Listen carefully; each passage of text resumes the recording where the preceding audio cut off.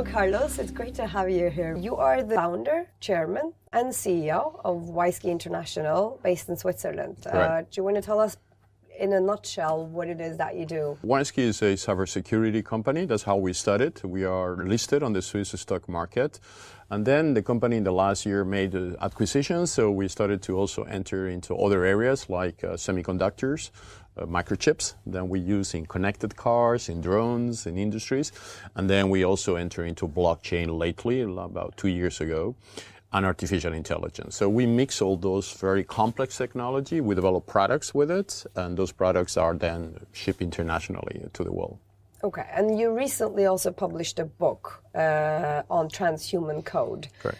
Can you tell us what is Transhuman Code? Correct. So because we work with so many complex technology and we have very interesting research in each of them, we started to realize that there were some issues because this technology can be used for good, but also for bad. It's like fire. You can use to warm your house or burn your house, right? So we started to say we need to create international awareness about what is going on because consumers are not aware about the dangers of those technologies. So we developed this, we coined that word, Transhuman Code. It was a bit challenging because we wanted to challenge the market to say we are becoming transhuman, we are progressing, we are increasing our capabilities, we're going to be enhanced in the future, our bodies are going to be more sophisticated. We have actually a transhuman movement going on, but at the same time we want to keep the code. The code should be our code, not somebody else's code. So the idea is that humans have an algorithm. You and I, we have one of the most sophisticated algorithms, which is the one that protects you when you leave your house, you cross your street, you take the car, your algorithm is taking decisions for you. And that algorithm has been programmed over millennia since we are on this earth. We survived so many problems, and this algorithm got better and better and better. So why are we going to now to rely on something else outside ourselves? So the view is that our human algorithm needs to be enhanced, but not replaced. So we should not delegate to computers or to robots or to artificial intelligence decisions that we need still to keep because humans, we are the most perfected technology. And that's a bit the thesis of the book is that it's not AI, it's not blockchain, it's not algorithmic technology, the ones that they are so perfect, it's actually us. Your body is improving every second. Your nervous system is replacing. Your bones are being replaced every 24 hours. All that biology, amazing capabilities of the human bodies will never be able to be replaced by computers. So that's the thesis of the book. In terms of AI, which is basically the essential technology that enables this sort of robot machine learning, what are the pros and cons? What can go wrong? And how can AI be used to actually create this ideal solution? The AI, it's being developed by engineers, by developers, by coders. Then they write the code, and that code becomes an algorithm, and that algorithm then does things. You can put biases into that code. I mean, imagine that, and it has happened actually, it has happened cases where AI algorithms has been manipulated by the lack of moral values of the programmer. So if a programmer has a bias, you don't like colored people, or you don't like, you have an issue against immigrants, or whatever bias you can program the code, and the code will execute those biases in a very efficient way. So our views is that AI needs to be verified. You need to check and verify. You can trust and verify, but you need to verify. And in order to verify AI, you have to go to the source of the problem, and you need to open those codes, and you need to check what is inside the code.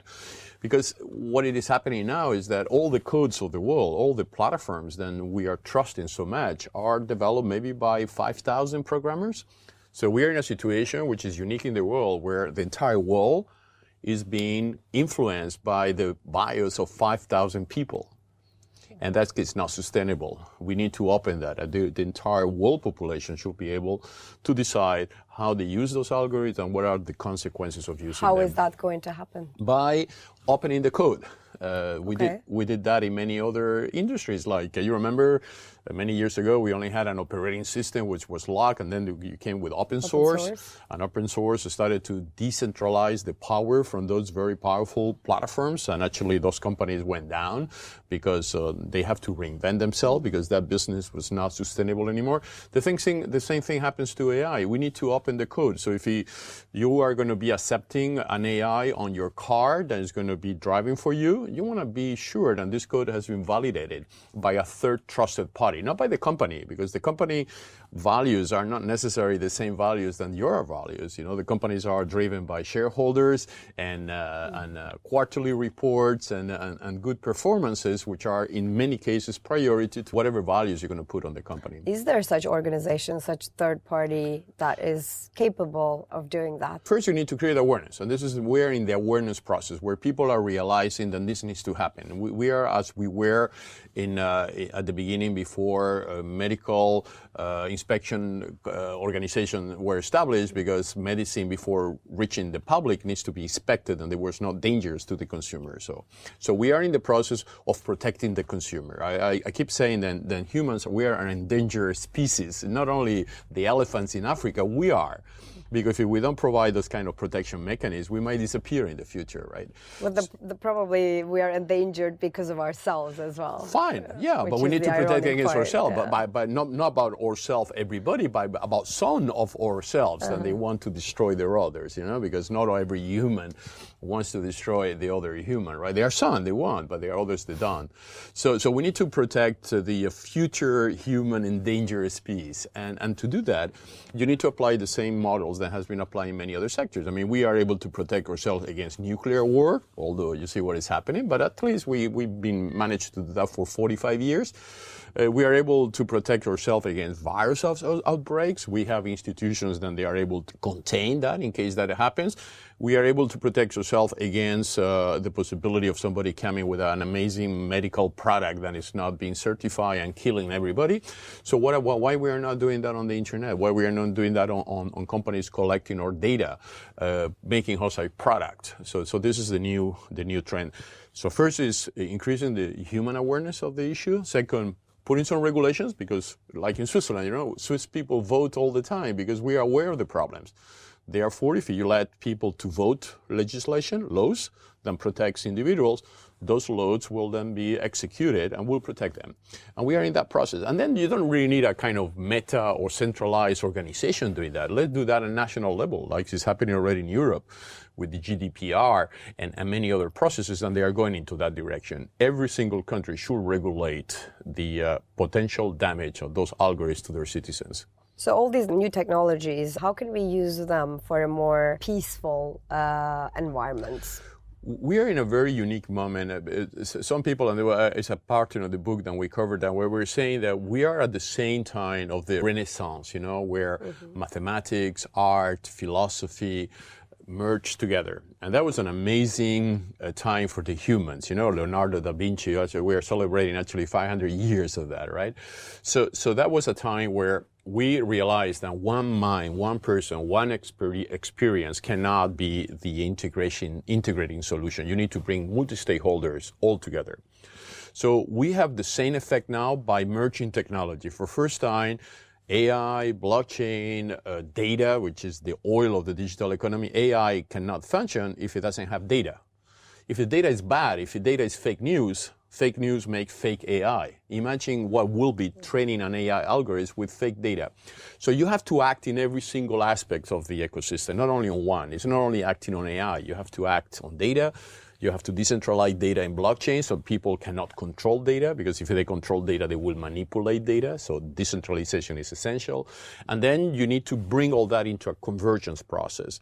That creates a quantum leap that will enhance us and will bring us to the next generation in a very positive way, because we will not let any of those industries to control ourselves, right? And this is as I keep saying, a writer or a musicians cannot play without an instrument. You need an instrument. You need a computer to write your book. You need a guitar to play. Without a guitar, you could explain for days and days how good you are playing a guitar, but you will never be able to show.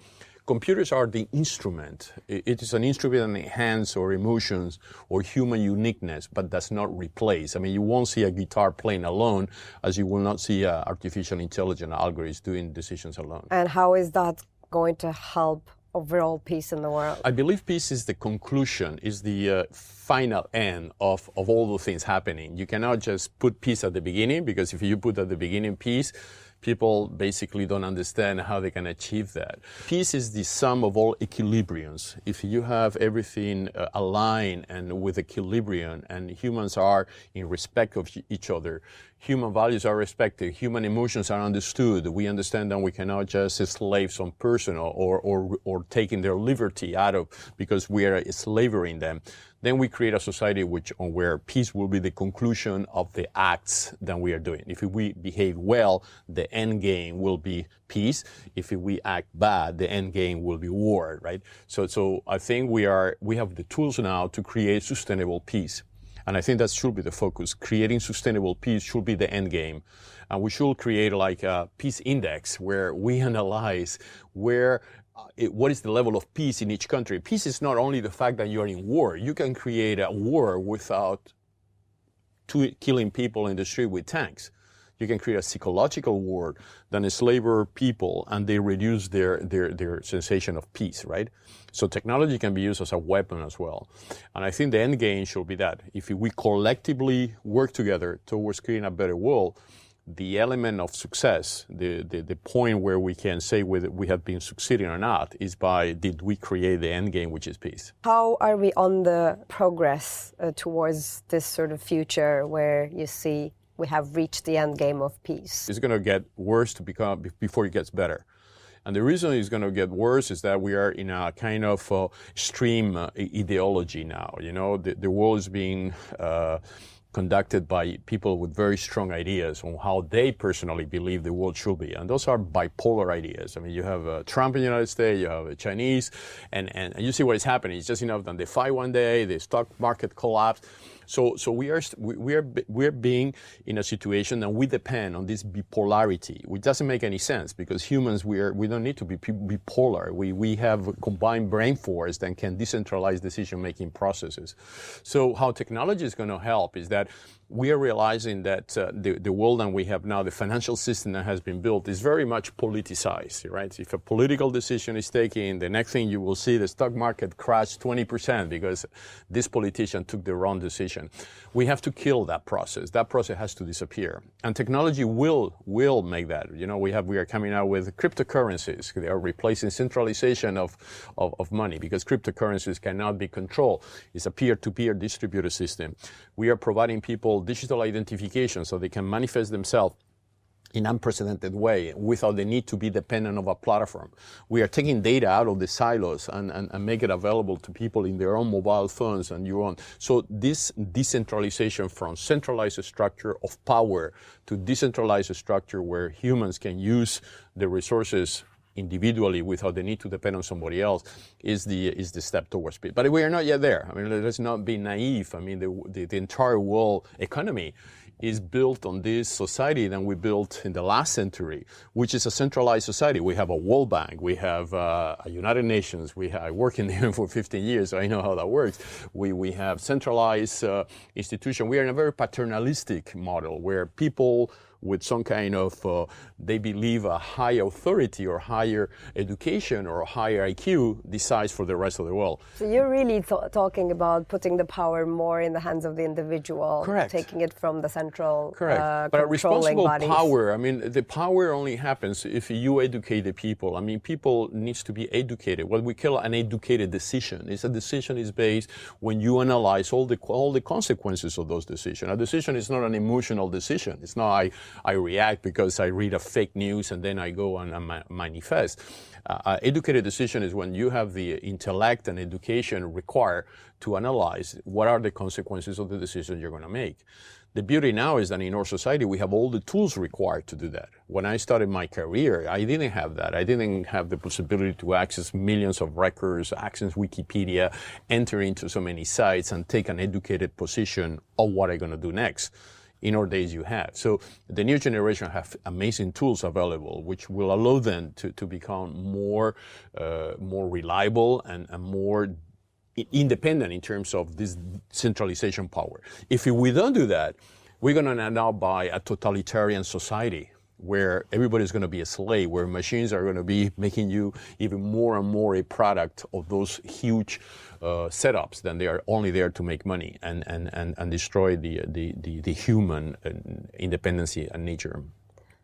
Interesting. So what I hear you saying is basically with the technological developments, we are actually at risk of losing control unless we empower the individual. Correct. And for that, one of the most important things to be done is actually education. Yes. And how do you see the education industry in terms of how it's sort of using the latest technologies, and is it disrupted enough? I have a feeling education as an industry is probably one of the slowest changing and less disrupted compared to some other industries. So where do you see the progress education there? is still centralized. We are still, the World Economic Forum mentioned that we are entering into the fourth industrial revolution, but not many institutions are yet on the fourth industrial revolution. They are still on the third industrial revolution.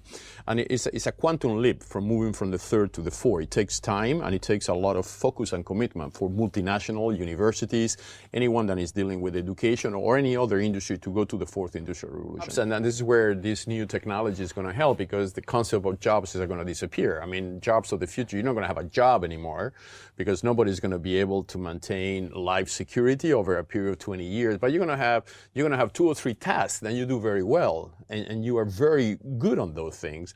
And you're going to be able to sell those tasks to 6 billion people through the internet, and they will have a peer-to-peer relations. So you will not need to have a job anymore. And because you can make a lot of money by just selling your expertise, your task. For instance, if you are a lawyer, maybe you are a very good tax expert lawyer, and rather to sell that through one of the leading legal firms, you go and you sell it to the market. Because you have new tools like smart contracts in a blockchain that allows you to establish a contractual relation without the needing to recruit a lawyer, you will be able to become your own company, and you will be able to act as such and be able to sell your services. So that's going to create independence even further on the individual. I think we are moving towards that. Unleashing the potential of a person. We are being leashed. We are being controlled. Or human potential has not been yet unleashed. And this is a huge opportunity. And this part of the book discussion is like, you have one person that is the best tennis player in the world, let's say Federer or Nadal. You have a best soccer player than Messi. And another. You have an amazing singer that sings so well, and you have one of the best Nobel Prize in physics, and you have a mathematician. But it's always one person doing one thing. But it shows that the human itself could be good on everything, right? You could have a human of the future that is a Messi and a Nadal and a Beethoven, and because it's superhuman. No, but means that we have the capability. It's nothing in our biological structure. It's a question of time, focus, and being able to focus on that activity. But that's where the machines and the algorithms and the AI of the future are going to help us to increase the level of knowledge and expertise and become much better than we are now. We unleash our capability or potential, and that's where technology helps.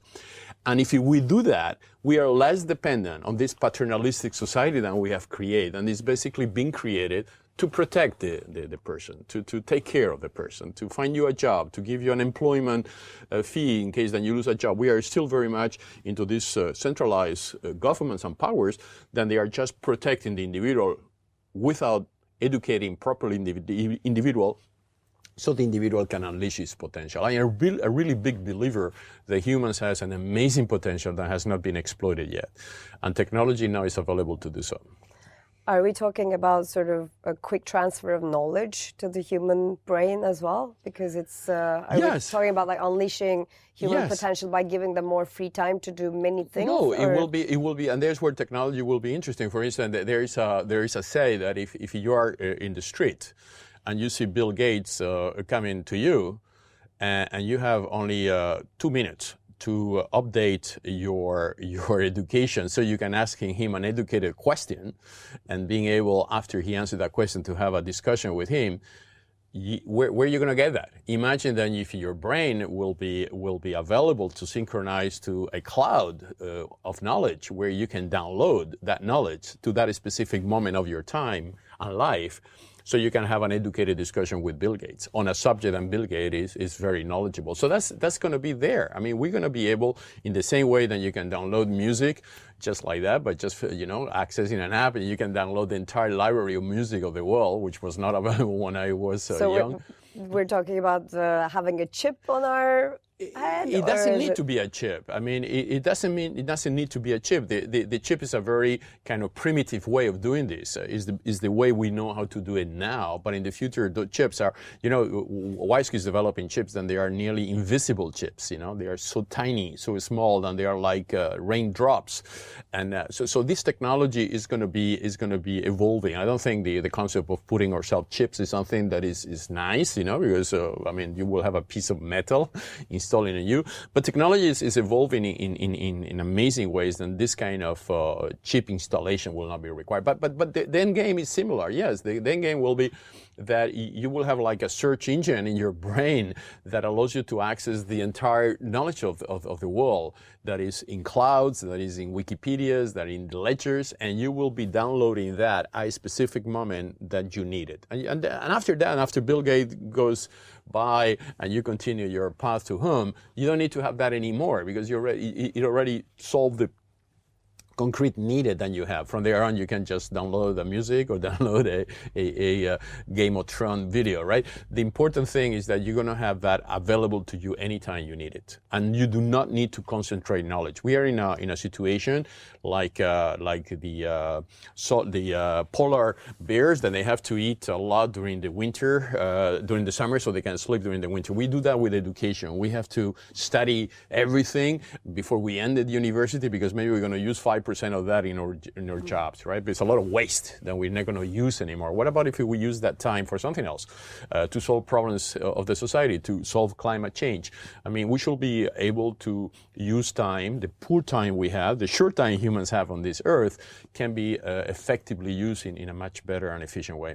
So it's also personalization of education. Totally. Okay. You spend quite a lot of your time traveling around the world talking about these subjects and promoting these ideas. What should happen next? How can countries help to accelerate this process using all the technology for the betterment of humanity and not vice versa? Yeah. And how can a country like Norway take a role in this, for instance? I was in Geneva when the World Wide Web was invented 30 years ago. I was working in a computer center in the UN. The CERN in Geneva and the UN share the same computer center capability. And at that time we were already realizing the dangers of this technology. The benefits, because that was amazing, but the dangers as well, because the human was not designed as a piece on the architecture. So all my career in the UN, then in WISeKey, and everything I do has been trying to reposition back again the human in the center of gravity of the internet. And the reason I do that is because if I don't do that, and other people like me don't do that, we are entering into a very dangerous phase of our existence, where we could really be controlled by machines. And we don't have much time left. I mean, this is the generation that... So what we see in the movies, robots taking over? Yeah, exactly. I mean, think about it. And those movies are done by very smart people, and they analyze and they visit company like us, and they see the technology. I mean, those movies are not just invented. They are being built on what if a scenario. Obviously, that's always the negative scenario, but it's one of the scenarios that could happen. So if my job is that, I mean, at the same time, I want to leave a legacy of being a person that has been repositioned the human at the center of gravity, because we need to protect the humans, because the humans are, again, as I said before, an endangered species on the fourth industrial revolution. Now, how I do that is a combination of things. I mean, it's not only talking or writing books, it's also developing technologies, because I always explain to entrepreneurs, if you're an entrepreneur and you want to develop a startup, you're not going to create another Facebook, already it's there. You're not going to create another Google. Create a company that protects human, and you will get a lot of money. Humans are going to invest in companies that they protect themselves, right? So you will be able to create new startup, new thinking, new companies that they can make money, but at the same time do good. The AI for goodness, there is a very big project going on, which is developing algorithms that they are in solving sustainable goals of the United Nations, for instance. There's many sustainable goals that they need a very strong technology support. Otherwise, they're going to be just talking and nothing happened, right? So how Norway or Switzerland, small countries, I think they are the next winners of the story, not the big countries. Big countries they have a lot of problems because they are big. They are impossible to regulate because big countries, tend to be paternalistic, centralized governments, and they take all the decisions because they are scared, and 1 billion people, 300 million people could revolt against them. Small countries, they have less problems. They they don't have that. I mean, they protect the individuals. They have a good health system. They have no unemployed. Employment rates are 2%, 3%, 4%. So leaders can use that time free they have. They don't have to solve those big problems that another big country has, to modernize the countries and bring the countries to the fourth industrial revolution. The winners are going to be the countries that are going to be jumping first in the fourth industrial revolution, as the winners in the third industrial revolutions were the countries that leapfrogged from the second industrial revolution, and they started to use computers. Actually, the third industrial revolution is the revolution of IBM, Microsoft. Those companies emerged because they were the first one using computer. The fourth industrial revolution is the interception of algorithmic technology, AI, blockchain, data. So if you build hubs, and this is where Norway could become a hub, a knowledge hub, we call it, a hub that will invest in putting the country as the front runner in this fourth industrial revolution, you will become one of the most sophisticated countries in the future. And it's absolutely no limitation for that. You have everything. You have a very educated population. You have a very good social net that protects people. You are not big. It's like Switzerland. We are a small country. We only have 9 million people. Highly educated. So those are the basics to create these kind of platforms. You do that by creating some adaptation to what you do. I mean, there's a lot of work being done here in fossil oils. There's a lot of work being done here into environmental impact of that industry. Environment is going to be amazing. So you create, for instance, blockchain center of excellence, like blockchain center of excellence for peace. You know, peace is a very, very interesting denomination, because if you solve the problem of peace, means that you are solving everything else. As I said before, peace is the final result of everything else being done properly, because you are guaranteed stability, right? So that combined with the DNA of Norway could become one of those center of excellences of the world, and this is exactly what other countries are doing. So great opportunity. Can you tell us a bit more about Blockchain Center of Excellence for Peace, which is one of your initiatives that you're launching around the world? We team with BRI, Blockchain Research Institute, and we just came from Toronto in a very big event BRI organized. And the thinking was that, I mean, blockchain is a very good starting point, because blockchain decentralizes data, peer-to-peer ledgers, allows you to develop, imagine a peace coin, a cryptocurrency for peace. I mean, there's so many new things that you can do with a blockchain. So my company has been building, with cooperation with BRI, Center of Excellence, where we bring the technology. The technology is installed physically in the country. The country brings their technology, so it's a collaborative center. You involve universities, you involve government, you involve private sector, and you create a PPP, where private and public sector work together towards developing uniqueness of the blockchain architecture for a specific vertical. So, for instance, in Argentina, we are working on illicit trade because it's a big subject there. We are working on corruption, reducing corruption is a big subject there as well. We have been working with United States in Miami and New York. We have developed one in Brussels, which is very focused on environmental protection with another very big group, which is Maurice Strong, which was one of the leading figures on environment. He was the person that organized Rio summit, and this was one of the first visionaries on the impact of human environmental. And those blockchains then connected between themselves. So whatever you're going to develop here in peace is going to be available to Brussels, which is developing an environment, and Brussels is going to be available to you. So, and this is where I think is going to be the interception of value, because you are going to verticalize the use of blockchain in industries and processes, but at the same time, you're going to benefit from the cross-fertilization of those industries. It's a new paradigm shift in what concerns the possibility of coming with new models, you know, how peace and environment works together. We don't know. The idea is basically to put together, to set up the center where people work essentially to create solutions, peace-building solutions and alternatives using the latest technologies, primarily blockchain. Correct. How we can integrate this to create new solutions, Correct. which we can't think of or we couldn't have done today. I'm bringing in startups. I'm bringing in Toronto, we brought thousands of startups, and they were developing applications that they get inspired by having other startups in other countries doing something similar or complementary. So it creates this kind of amazing thing that blockchain does, which is decentralization of knowledge through ledgers and collaborative effort. Well, thank you very much for all these inspirational thoughts, as well as actually data and knowledge that you've shared with us. We will continue to dig deeper into some of the subjects that you addressed. Perfect. Look forward. Thank you very much for your time.